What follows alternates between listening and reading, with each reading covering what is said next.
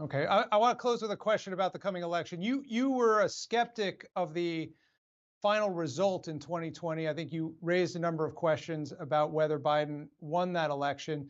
I want to ask you if you still feel that way. If you still feel that it's unclear that Biden was the rightful winner of 2020, and then spin forward to 2024. If you could talk about where your concerns are now about ensuring that everyone in the country is able to accept the result in November.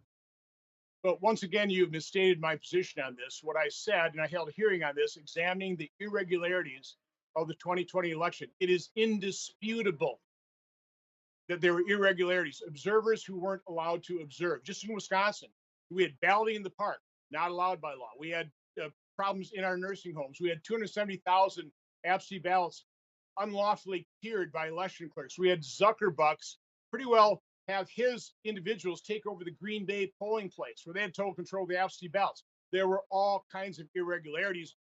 Problem is, it's very difficult to prove. Were there enough irregularities, enough fraud that could have overturned the direct election? I've never claimed there were. I just don't know. And I know that courts, very few of them, of the 80 court decisions, most of them were dismissed without ever looking at any evidence whatsoever because the process has to go forward, which is always the problem in proving fraud. The clock is ticking. Elections have to be certified. The losing candidate doesn't have the resource to do the investigation. So fraud continues and it continues, particularly then when you have the mainstream media denying it exists, it makes it even more difficult to prove. So again, I never said it was an illegitimate result. I said there were all kinds of irregularities, and I believe that is completely indisputable.